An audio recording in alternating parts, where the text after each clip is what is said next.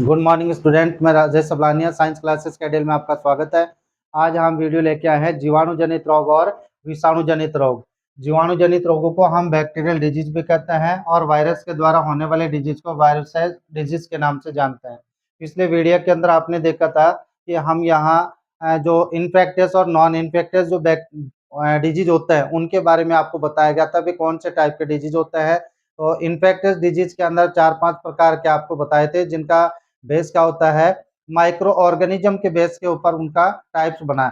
तो आज अपन यहाँ पढ़ेंगे कि बैक्टीरिया और वायरस जो डिजीज होता है वो किस प्रकार फैलता है, उनके सिम्टम्स क्या होता है।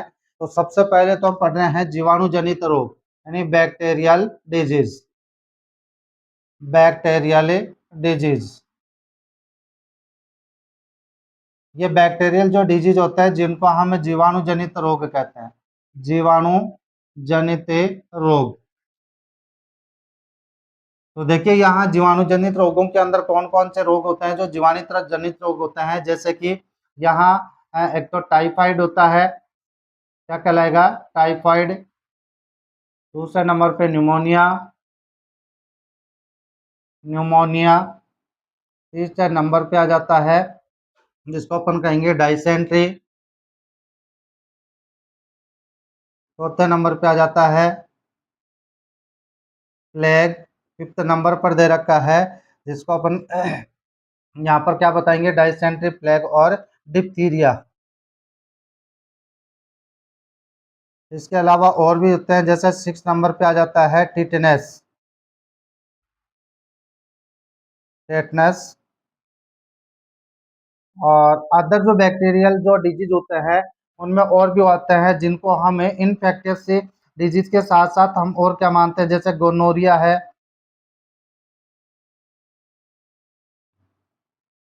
गोनोरिया ये डिजीज अपने यहाँ सिलेबस के अकॉर्डिंग अपने यहाँ सिलेबस में डिटेल इन दो का दे रखा है। बाकी ये जो 2-3 है इनके नाम यहाँ पर दे रखे हैं, क्योंकि ये सारे के सारे क्या कहलाते हैं, बैक्टीरियल डिजीज कहलाते हैं। एक इम्पोर्टेंट रूप में एक और आ जाता है जिसको अपन क्या कह सकते हैं, टीबी का नाम आपने सुना होगा। टीबी ट्यूबरकुलोसिस डिजीज कहलाता है। तो यहाँ देखिए सबसे पहले अपन पढ़ने जा रहे हैं टाइफाइड के बारे में। क्या होगा ये, टाइफाइड। टाइफाइड टाइफाइड जो डिजीज होता है, तो सबसे पहले आपको बता दें कि इसका पैथोजन क्या होता है। तो हर जो डिजीज होते हैं उनका एक पैथोजन होता है, और पैथोजन का मतलब क्या होगा, पैथोजन का यहाँ पर अर्थ क्या होगा, टाइफाइड। पैथोजन का मतलब होता है रोग को यानी डिजीज को स्प्रेड करने वाले जो माइक्रो ऑर्गेनिजम्स होते हैं उन्हीं को हम क्या कहते हैं, पैथोजन। यानी यहाँ micro organism, micro organism which disease spread. Disease spread करने वाले माइक्रो ऑर्गेनिजम्स को अपन क्या कहेंगे, पैथोजन। ये क्या होते हैं, हार्मफुल होते हैं। अब यहाँ सबसे पहले जो टाइफाइड डिजीज है उन टाइफाइड का जो पैथोजन है, टाइफाइड का जो पैथोजन है उसका नाम क्या हो जाएगा यहाँ पर, जिसका नाम होगा साल्मोनेला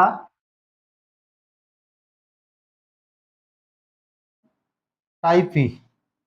साल्मोनेला टाइफी के नाम से इसको जाना जाता है। साल्मोनेला टाइफी का नाम होगा यहाँ पर, इसका पैथोजन जो होता है टाइफाइड का। तो पैथोजन का मतलब इसके द्वारा ये डिजीज होता है वो स्प्रेड होता है। पैथोजन के बाद में इसका क्या आ जाता है, जैसे अपन ये कहें कि भाई इनका जो मीडिएटर होता है, मतलब पैथोजन के रूप में यानी कैरियर जो होता है, यानी ट्रांसमिशन किस प्रकार होगा। तो ट्रांसमिशन का मीडियम जो होता है, medium of transmission of A transmission, मतलब संचरण का माध्यम क्या होगा, यानी इनका संचरण कैसे होगा। तो संचरण के माध्यम के अंदर आप लिख सकते हैं, जैसे कॉन्टामिनेटेड फूड जो होता है, कॉन्टामिनेटेड फूड एंड वाटर। तो देखिए यहाँ टाइफाइड का पैथोजन के रूप में आप नाम बताओगे, साल्मोनेला टाइफी होगा, इसके द्वारा ये रोग फैलता है। और फिर कह रहे हैं कि इसका ट्रांसमिशन का जो मीडियम होता है यानी किसके माध्यम से फैल जाता है, इसका ट्रांसमिशन ऑफ मीडियम जो होता है, तो इसके अंदर आप क्या बताओगे, कॉन्टामिनेटेड फूड एंड वाटर यानी दूषित जल और भोजन के द्वारा यह रोग जो होता है वो कॉन्टामिनेटेड होता है यानी फैल जाता है। उसके बाद में फिर आ जाता है कि टाइफाइड जो होता है, इस टाइफाइड का जैसे अपन यहाँ क्या लिखेंगे, इसके अंदर सिम्टम्स क्या होते हैं, इनके सिम्टम्स क्या होंगे यानी लक्षण क्या होते हैं। तो याद रखना है इनके जो सिम्टम्स होते हैं, उन सिम्टम्स के अंदर अपन लिखेंगे कि यहाँ जैसे पहला सिम्टम्स आप यहाँ कह सकते हो, उसके अंदर जैसे सस्टेनेटेड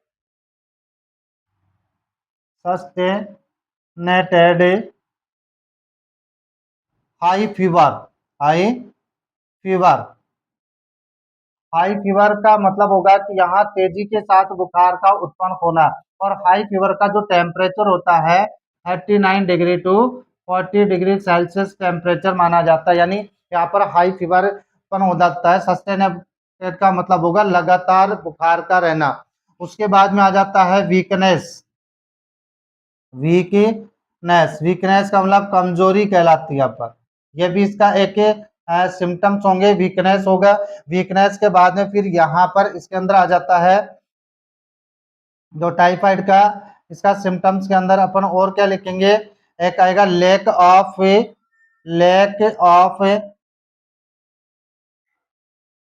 एपिटाइट लैक ऑफ एपिटाइट कहलाता है, यानी भूख में कमी जो होती है, क्या कहलाएगा, भूख में कमी भूख में कमी। स्टोमक पेन यहाँ और लिख देता हूं मैं, स्टोमक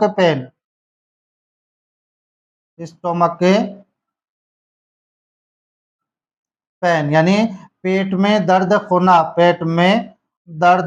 होना। उसके बाद में आ जाता है हेडेक जो होता है, यानी सर में दर्द जो होता है, वो भी यहाँ पर इसका एक सिम्टम होता है, यानी सिर में दर्द, हेडेक बोलते हैं जिसको अपन, हेडेक सिर में दर्द या सिर दर्द कहलाता है। कॉन्स्टिपेशन होता है, कॉन्स्टिपेशन का मतलब होगा कॉन्स्टिपेशन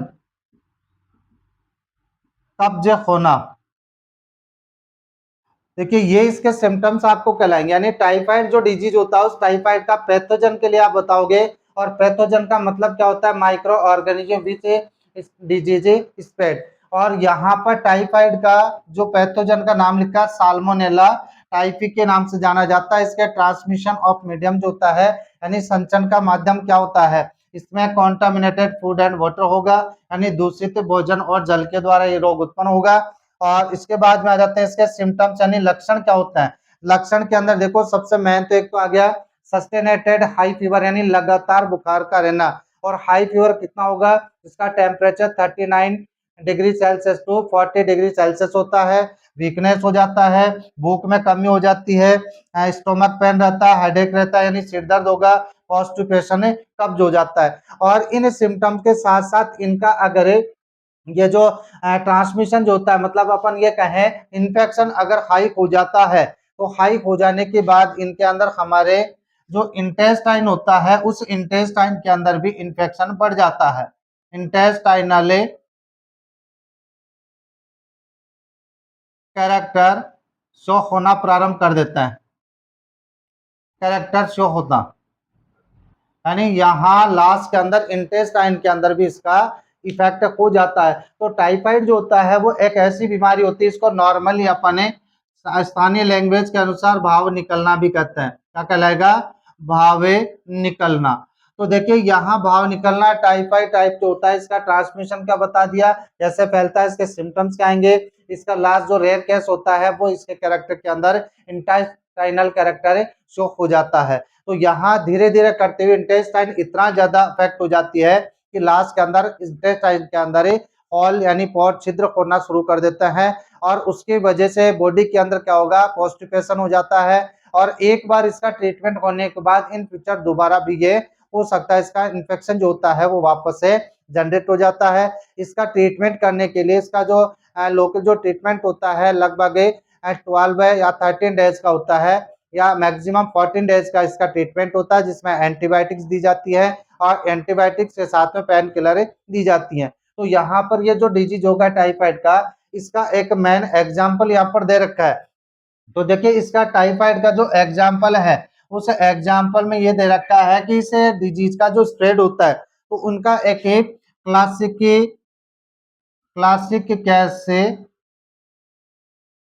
इन मेडिसिन मतलब मेडिसिन के अंदर इसका क्लासिक मेडिसिन के अंदर एक दे रखा है, यानी अपन इसको कह सकते हैं एक एग्जाम्पल होगा। जैसे यहाँ पर आप कह सकते हो मेरी मेलॉन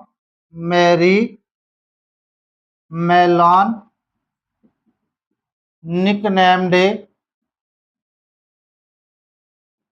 मेरी मेलोन निकनेम एक ही फीमेल होती है, यानी एक लेडीज थी जिसका नाम मेरी मेलोन है, तो इसका एक निकनेम हो गया। निकनेम क्या कहेंगे इसका, टाइफाइड मैरी के नाम से इसको जाना जाता है। क्या कहलाएगा, टाइफाइड मैरी।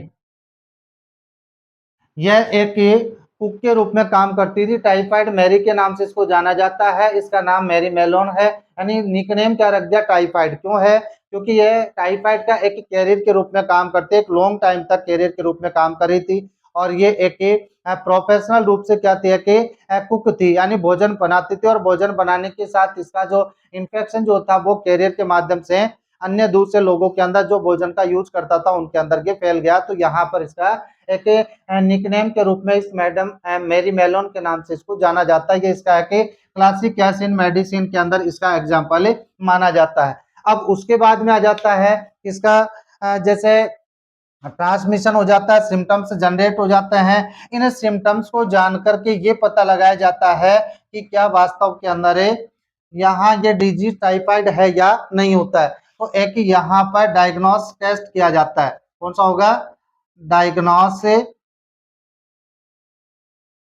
Diagnosis test. और डायग्नोसिस टेस्ट के अंदर यहाँ आप लिख सकते हैं विडाल टेस्ट। कौन सा होगा, विडाल टेस्ट कहलाता है। तो देखिए ये जो विडाल टेस्ट होता है उसके अंदर क्या होगा कि ये कंफर्म हो जाता है, ब्लड के द्वारा इस टेस्ट को किया जाता है, और इसके अंदर इस साल्मोनेला टाइफी जो बैक्टीरिया होता है, इसका पैथोजन है, उस पैथोजन का कंफर्म हो जाता है। कंफर्मेशन हो जाने के बाद ही ये जो सिम्टम्स आप दिखाई देते हैं उनकी बेस पर ये टेस्ट किए जाते हैं, और उसके बाद इनका ट्रीटमेंट किया जाता है। तो इस ट्रीटमेंट के अंदर एंटीबायोटिक्स दी जाती है। दूसरी बात, ये जो कॉन्टामिनेटेड फूड की वजह से होता है, यानी कॉन्टामिनेटेड फूड एंड वाटर के द्वारा होता है, तो यहाँ इसका एक प्रिकॉशन के रूप में ये होता है कि कॉन्टामिनेटेड फूड को यूज बंद कर दिया जाए और कॉन्टामिनेटेड वाटर का यूज भी नहीं करे। वाटर का यूज करने के लिए ऐसे डिजीज से बचने के लिए, रोगों से बचने के लिए हमें क्या करना चाहिए, जैसे पानी वाटर जो होता है उसको बॉईल करे, बॉईल करने के बाद चिल करे, और चिल करने के बाद इसको छान करके फिल्टर करके इसका यूज करना चाहिए। और ताजा जो खाना होता है यानी कॉन्टामिनेटेड फूड का यूज नहीं करें। तो ये आपने पहला जो बैक्टीरियल डिजीज है उसके अंदर टाइफाइड जो था, इसका अंदर आपके 4-5 टॉपिक होंगे। जैसे टाइफाइड क्या होती है, तो आप कह सकते हो इसको बाहर निकलना कहते हैं, इसके अंदर हाई फीवर होता है। इसका पैथोजन क्या होगा, तो पैथोजन का नाम साल्मोनेला टाइफी बता दिया। इसका ट्रांसमिशन कैसे होता है, ये कॉन्टामिनेटेड फूड एंड वाटर के द्वारा होता है। इसका एक एग्जाम्पल जो क्लासिक एग्जाम्पल माना जाता है जो मैरी मेलोन के नाम से, जिसका निकनेम क्या है, टाइफाइड मैरी के नाम से जाना जाता है। और इसके सिम्टम्स क्या होता है, तो इसके अंदर आपको बताया सस्टेनेड हाई फीवर होता है, वीकनेस होगा, लैक ऑफ एपेटाइट होता है, कॉन्स्टिपेशन होगा, हेडेक होता है, स्टमक पेन होता है। इस बात के बाद में इसका प्रिकॉशन आता है, ट्रीटमेंट होता है। ट्रीटमेंट के अंदर एंटीबायोटिक का यूज किया जाता है। ट्रीटमेंट के अंदर क्या होगा, एंटीबायोटिक का यूज करना, एंटीबायोटिक के यूज, एंटीबायोटिक का यूज करके हम इसका ट्रीटमेंट कर सकते हैं। जो 14 डेज का इसका ट्रीटमेंट होता है, 14 डेज के अंदर इसका कंप्लीट इलाज हो जाता है, और इन फ्यूचर के अंदर इस बैक्टीरिया का दोबारा से इन्फेक्शन होने की संभावना भी रहती है। और ऐसा अगर ये लॉन्ग टाइम तक जब रह जाता है तो इसके सिम्टम इंटेस्टाइन तक ही पहुंच जाते हैं। इंटेस्टाइन के अंदर क्या बोलते हैं, जैसे छेद होने वाली स्थिति को अपन बताते हैं, जिससे डाइजेशन की प्रोसेस कम हो जाती है। और इसके अंदर जैसे एपेटाइट हो जाती है, लैक ऑफ एपेटाइट, तो लगातार इस डिजीज के बने रहने से क्या होगा, बॉडी का वेट लॉस होना भी प्रारंभ कर देता है। अब उसके बाद में आ जाता है दूसरा जो डिजीज है जिसको अपन कहेंगे न्यूमोनिया। तो देखिए दूसरा बैक्टीरियल डिजीज है जिसका नाम न्यूमोनिया है। इसके अंदर देखिए सबसे पहले वही पॉइंट्स के अंदर अपन इसको बताएंगे कि यहाँ पर दूसरा जो न्यूमोनिया आ रहा है, तो न्यूमोनिया क्या है। तो आप देखिए इसमें न्यूमोनिया भी एक हार्मफुल एक डिजीज के रूप में जाना जाता है न्यूमोनिया। कौन सा डिजीज होगा, न्यूमोनिया। और इस न्यूमोनिया जो डिजीज होता है इसका पैथोजन क्या होगा, तो इसके पैथोजन में देखिए यहाँ मतलब पैथोजन का मतलब रोगजनक, पैथोजन रोगजनक जिसको हम कहेंगे, और रोगजनक का नाम यहाँ पर क्या होगा, ध्यान देना। इसके अंदर रोगजनक में आप लिखेंगे हीमोफिलस से इन सॉरी न्यूमोनिया जो होता है जिसका नाम है स्ट्रेप्टोकोकस न्यूमोनी। क्या नाम होगा, स्ट्रेप्टोकोकस से न्यूमोनी। क्या कहलाएगा, स्ट्रेप्टोकोकस से इसका एक पैथोजन माना जाता है, रोगजनक होता है। इसके बाद में आता है इसका ट्रांसमिशन जो होता है, ट्रांसमिशन इस प्रकार होगा। ट्रांसमिशन, ट्रांसमिशन का मतलब होगा संचरण। तो संचरण का जो माध्यम होगा, मीडियम जो होता है, तो उसका मीडियम क्या बताएंगे आप इसके अंदर, तो आप इसके अंदर कह सकते हो जैसे जो कॉन्टामिनेटेड एयर होती है, कॉन्टामिनेटेड एयर। तो याद रखना ये जो न्यूमोनिया होता है, ये न्यूमोनिया अपने किस ऑर्गन से रिलेटेड होगा, तो यहाँ रिलेटेड होगा कि जब आपको ये पता हो दूषित जो वायु होती है, दूषित का मतलब जो हार्मफुल एयर होती है, वायु होती है, उसके द्वारा रोग होता है। तो याद रखना जितना भी अपना ब्रेथिंग से रिलेटेड, रेस्पिरेशन से रिलेटेड जो डिजीज होता है, उन डिजीज का जो कंटामिनेशन या ट्रांसमिशन जो होता है, वो ट्रांसमिशन एयर के थ्रू होता है। वो एयर क्या होगी, कॉन्टामिनेटेड होती है, दूषित वायु होती है, इसके द्वारा ये रोग का ट्रांसमिशन हो जाता है। यहाँ निमोनिया के अंदर इनके जो जैसे सिम्टम्स जो आता है, यानी संचरण का माध्यम के बाद में क्या आ जाता है, लक्षण, सिम्टम्स। क्या कहलाएंगे, सिम्टम्स, लक्षण। तो देखिए इसके लक्षण के अंदर आप क्या बताओगे, जैसे यहाँ न्यूमोनिया है तो रिलेटेड होगा, ये लंग्स से रिलेटेड होता है। और इसके अंदर सबसे पहले जैसे अपन क्या बात करेंगे कि न्यूमोनिया का मतलब क्या होगा, ब्रीथिंग के अंदर प्रॉब्लम क्रिएट हो जाती है। तो यहाँ इसके सिम्टम्स के अंदर अपन ये कहेंगे कि जैसे एल्वियोली जो होते हैं ना, एल्वियोली एयर सेक होता है, उनके अंदर फ्लूइड का फिलअप होना स्टार्ट हो जाता है। तो एल्वियोली जो होगी, fluid fill in air sac, in alveoli, alveoli के अंदर फ्लूइड फिल हो जाता है, जिसके कारण ब्रीथिंग के अंदर प्रोसेस होना स्टार्ट कर देती है। इसके अलावा देखिए यहाँ पर हेडेक होगा, यानी सर में दर्द होना, और सर में दर्द होने के साथ साथ अपने इसके अंदर और क्या दिक्कत आएगी, यहाँ पर जैसे फीवर होगा, नेसल, यहाँ लिख देता हूं नेसल कंजक्शन, कंजेशन, जिसको अपन क्या बोलते हैं, नेसल कंजेशन का मतलब होता है नाक का बंद होना।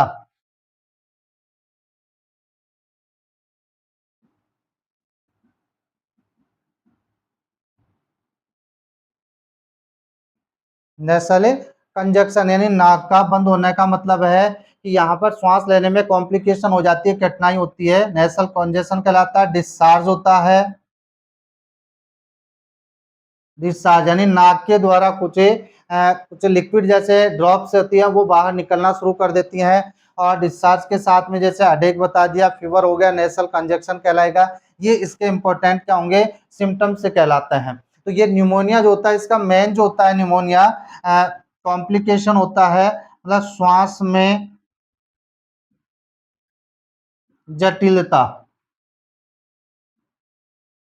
श्वास में जटिलता, ये इसके सिम्टम से कहलाते हैं। तो देखिए न्यूमोनिया जो होता है इसके अंदर जैसे जो रिलेटेड ऑफ ब्रेथिंग होता है, तो उसका जो अफेक्टिव जो ऑर्गन होगा, उस अफेक्टिव ऑर्गन के लिए आप क्या बताओगे, इसके अंदर जैसे लंग्स होता है तो वो अफेक्टिव हो जाते हैं। तो यहाँ इसके सिम्टम्स आ गए, ट्रांसमिशन हो गया, पैथोजन के बारे में बता दिया, और अब ये जो डिजीज होता है न्यूमोनिया के अंदर है, तो यहाँ पर इसके अंदर जब ज्यादा ये कॉम्प्लिकेट हो जाता है तो न्यूमोनिया के अंदर कॉम्प्लिकेशन आ जाने की वजह से लास्ट में अपने जो लिप्स वगैरह जो होते हैं उनका कलर जो होता है ग्रे या ब्लू कलर हो जाता है, ब्लू या ग्रे कलर जैसा इसका कलर हो जाएगा और ये हार्मफुल होता है। लास्ट में अगर ज्यादा कॉम्प्लिकेशन होते हैं तो ब्रीथिंग के प्रोसेस के अंदर जटिलता कॉम्प्लिकेशन हो जाने के कारण व्यक्ति की डेथ तक भी हो सकती है। तो ये हमारे लंग्स से रिलेटेड होती है, श्वास लेने के अंदर तकलीफ होना है न्यूमोनिया। और न्यूमोनिया जो होता है एक लॉन्ग टाइम तक बना रहता है, जिसके अंदर इसके चारों ओर पाई जाने वाली जो एल्वियोली होती है, एयर सैक होती है, उनके अंदर क्या हो जाता है, फ्लूइड फिलअप हो जाता है। तो ये इसके बैक्टीरियल डिजीज के अंदर दूसरा है न्यूमोनिया के अंदर। उसके बाद में अगला जो डिजीज होगा, अच्छा इसका न्यूमोनिया जो होता है तो इसके अंदर भी ये जो डिजीज होता है तो इसमें एंटीबायोटिक्स जो दवाई होती है उनके द्वारा इसका ट्रीटमेंट किया जा सकता है। और इनका प्रिकॉशन के रूप में आता है कि जो कॉन्टामिनेटेड जो एयर होती है उससे बचना चाहिए। कॉन्टामिनेटेड एयर जैसे बॉडी के अंदर जाता है तो डिफरेंट टाइप के सिम्टम्स जनरेट होना स्टार्ट कर देता है। और उसके बाद में देखिए आप इसके अंदर जो तीसरे नंबर पे है डाइसेंट्री। तो देखिए डाइसेंट्री जो होता है इसके अपने यहाँ ऐसे ज्यादा कुछ अपने सिलेबस के अकॉर्डिंग नहीं दे रखा है, लेकिन फिर भी मैं आपको बता देता हूं इसके अंदर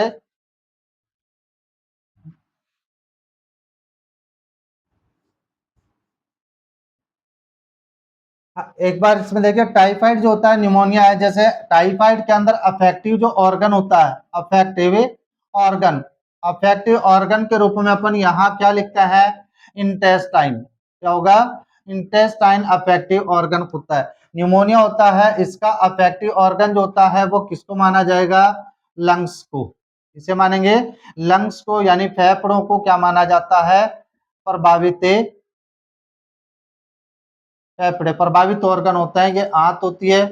और अब अपन पढ़ रहे हैं डाइसेंट्री। डाइसेंट्री देखिए यहां मैं आपको बता देता हूं कि डाइसेंट्री जो होता है, डाइसेंट्री इसका पैथोजन जो होगा वो क्या है, डाइसेंट्री रोगजनक, इसका रोगजनक का नाम है यहाँ पर साइगेला साइगी के नाम से जाना जाता है, साइगेला साइगी।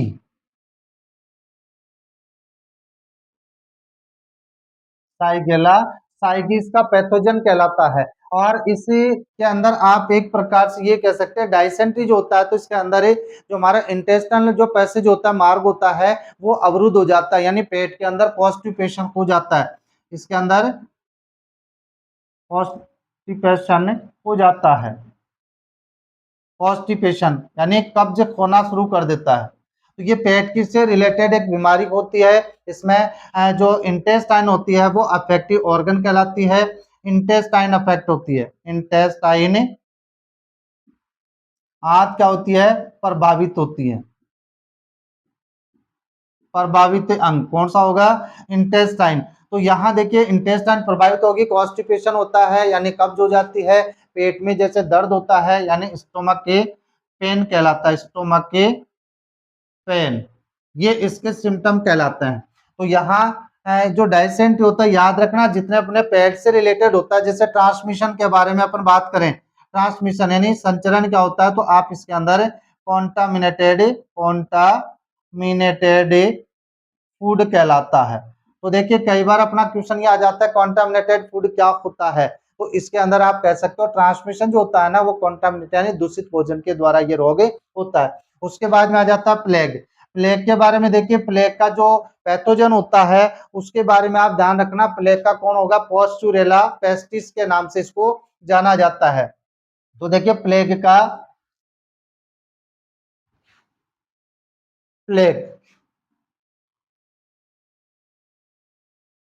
इसी प्लेग को ब्लैक डेथ के नाम से भी जाना जाता है, ब्लैक डेथ यानी काली मृत्यु के नाम से इसको जाना जाता है, ब्लैक डेथ, काली मृत्यु।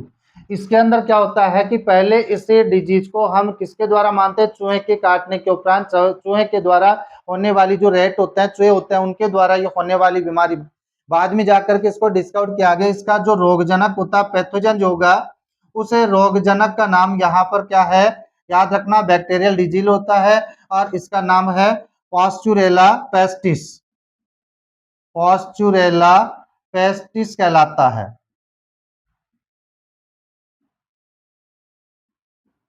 पास्चुरेला पेस्टिस इसका क्या होगा, पैथोजन कहलाता है ये। और ये जो पैथोजन बैक्टीरिया के द्वारा होता है इसको ब्लैक डेथ के नाम से भी जाना जाता है।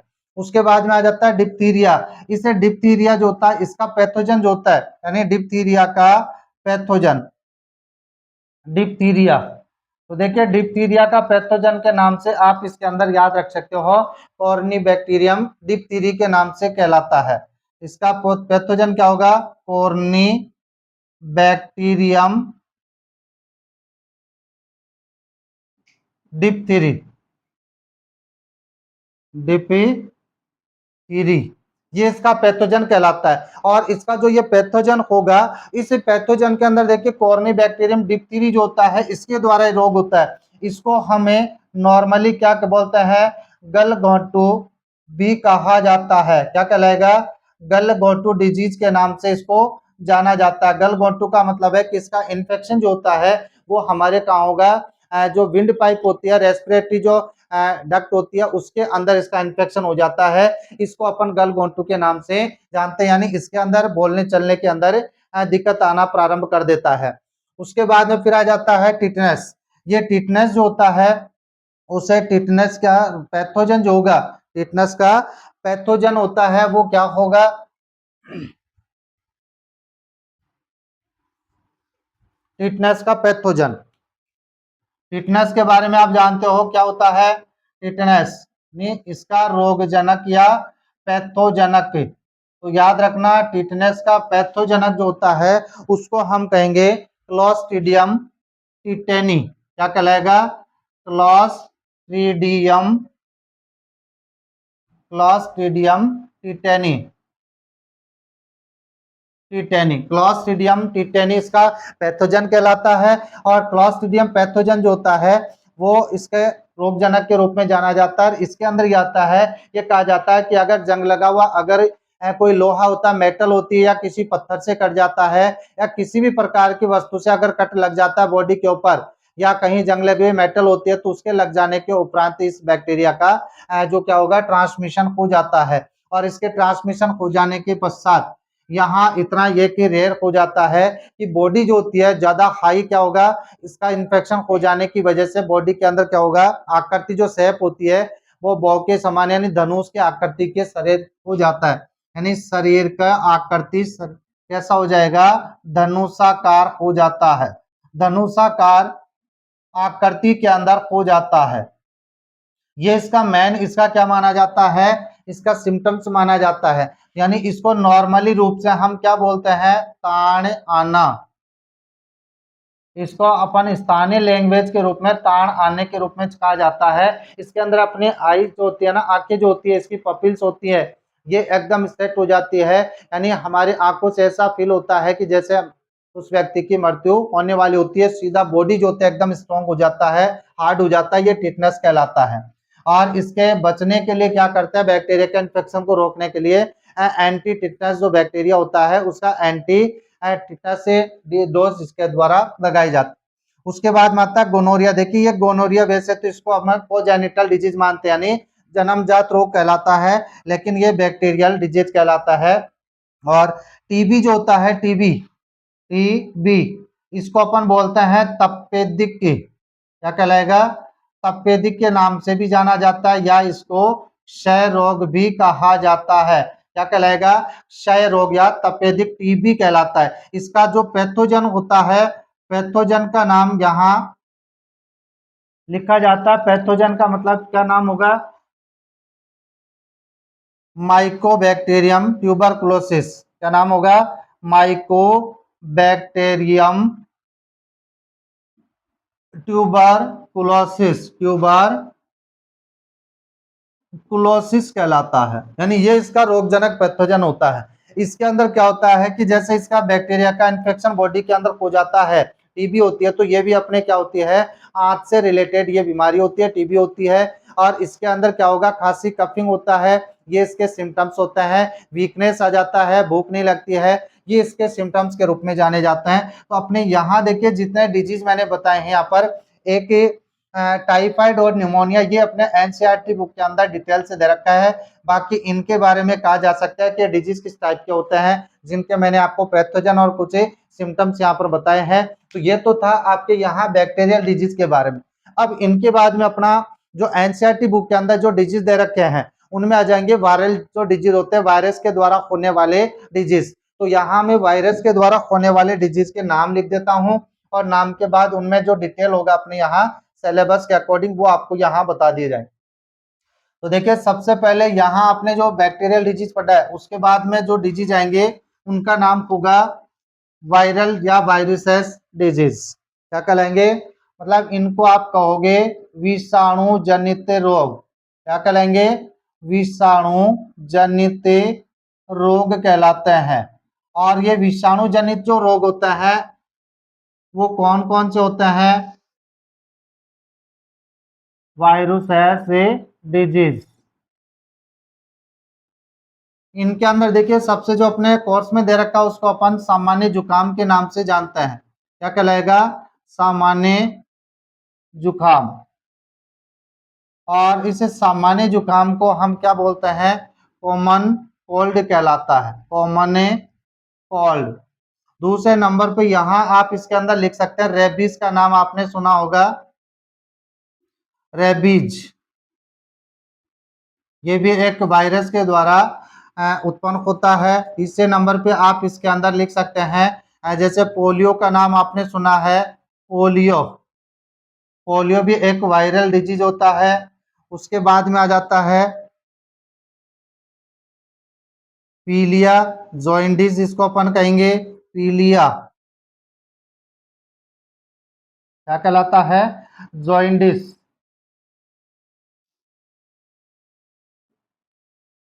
जॉइंडिस कहलाता है, पीलिया या जॉइंडिस कहलाएगा। उसके बाद में यहाँ जैसे एक आता है मम्स, जिसका नाम आपने सुना है गलसुआ के नाम से अपन बोलते हैं। क्या कहलाएगा, गलसुआ मम्स। तो ये यहाँ पर कुछ कॉमन मतलब वायरल डिजीज के नाम यहाँ पर मैंने आपको लिखा है।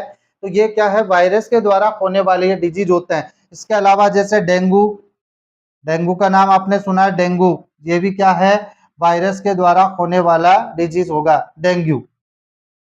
तो यहाँ पर कुछ वायरल डिजीज के नाम लिखे हैं। कुछ और भी होता है जिनको अपन कोजेनिटल डिजीज कहते हैं। जैसे एड्स के बारे में आपने सुना है, एड्स भी एक क्या है, वायरल डिजीज कहलाता है। लेकिन वो है क्या, इसके अंदर अपन लिख सकते हैं कि एड्स जो होता है वो एक प्रकार का वायरल डिजीज होता है जो HIV के द्वारा होता है, ये इसका पैथोजन होगा। तो यहाँ पर अपने डिटेल में जो दे रखा है वो क्या है, कॉमन कोल्ड के बारे में आप बता आपसे मतलब आपको ये जो वीडियो जो है वो कैसा लगा, इस बारे में आप हमें कमेंट्स के अंदर लिखकर भेजें। और वीडियो अच्छा लगा तो इसे लाइक कीजिए और इसको ज़्यादा से ज़्यादा शेयर कीजिए, और हमारे यूट्यूब चैनल साइंस क्लासेस कैडियल को सब्सक्राइब कीजिए। थैंक्स, धन्यवाद।